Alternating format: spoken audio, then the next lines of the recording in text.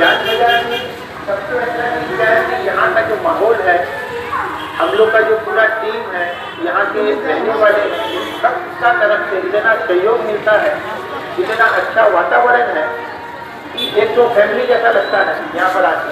और हम अपने आप को लकी समझता है कि सोनोदा मेरे को उस लायक करते हैं, मेरे को कुछ रिस्पॉन्सिबिलिटी दी है, मेरे को कुछ पोस्ट दिए हैं और हमको भी काम करने में बहुत अच्छा लगता है। 1978 সালে বন্যায় কর্তব্য করার সিদ্ধান্ত নেয় পুজো কমিটি এবং সমস্ত টাকা মাসে দেওয়া হয় সন্ধান রাজ্যপাল।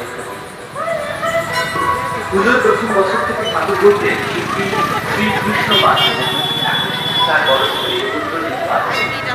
বাজারের ক্ষেত্রে আমার একটা অন্য, কারণ ওদের সাথে আমি একদম বন্ধুর সম্পর্কে মিশে গেছি। ওখানে সবাই আমাকে ভালোবাসে, আমিও তাদেরকে খুব ভালোবাসি।